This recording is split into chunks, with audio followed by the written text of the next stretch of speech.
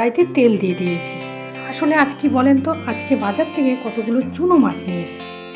চুনো মাছ মানে সব রকম মাছ মিশালেই মাছ নিয়ে এসেছি। চুনো মাছ তো খেতে ভালো লাগে, কাটতে যে কষ্ট, ভীষণ কষ্ট। এই এতক্ষণ বসে বসে চুনো মাছ কেটে ধুয়ে নিয়ে আসলাম। এই লবণ হলুদ মাখিয়ে রেখেছি, কড়াইতে তেল দিয়ে দিয়েছি। এখন মাছ ভাজা করব। মাছ ভাজা করে এই চুনো মাছের চচ্চড়ি হবে। একটু ছিম দিয়েছি, পেঁয়াজ কুলি দিয়েছি, আলু দিয়েছি, নতুন আলু, একটা টমেটো নিয়েছি, বেগুন নিয়েছি, কটা কাঁচা লঙ্কা চিড়ে নিয়েছি। ভাবছি একটু চুনো মাছের চচ্চড়ি করবো। কারণ দিন ধরে যেন খেতে ইচ্ছে করছে।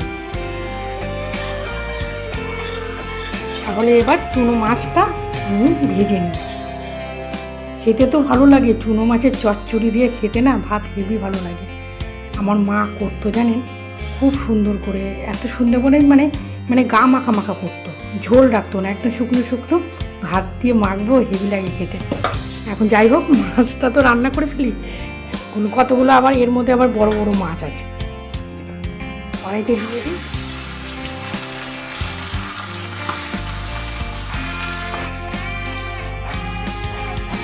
এবার মাছটা, ছোটো মাছগুলো ভেজে দিই।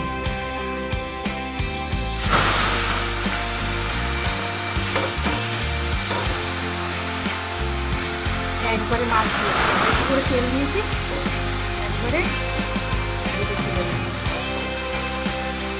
মাছটা আবার একটু কড়া করে না ভাজলে আমি বেশি একটু কড়া করে ভাজতে পারে, তাহলে তরকারির মধ্যে দিলে না গোটা গোটা মাছ থাকবে, ভেঙে গুঁড়ো গুঁড়ো হয়ে যাবে।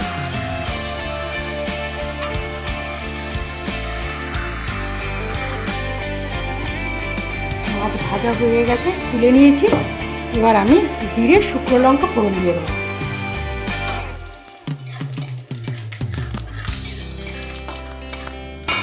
এবার আমি একটা একটা করে তরকারিগুলো দিয়ে দেবো।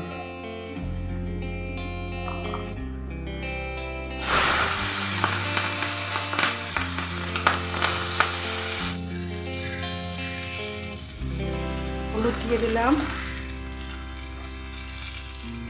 অল্প একটু জিরের গুঁড়ো দিলাম, 4টে কাঁচা লঙ্কা দিয়ে দিলাম, অর্ধেক টমেটো দিয়ে দিলাম, একটু লঙ্কার গুঁড়ো দিলাম, গরম জল করে রেখেছিলাম, গরম জল,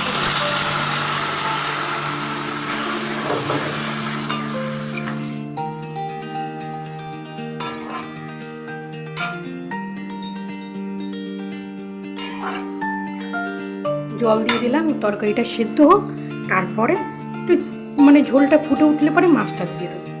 এবার আমি মাছগুলো দিয়ে দেবো।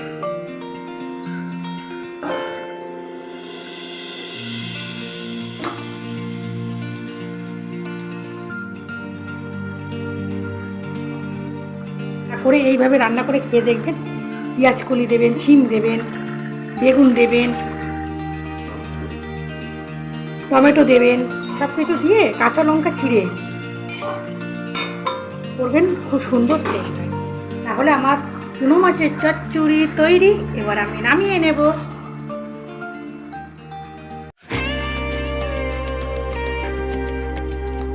দেখেই তো লোভ লাগছে, মঞ্চ বন্ধুরা এখনই ভাত খেতে বসে পড়ি।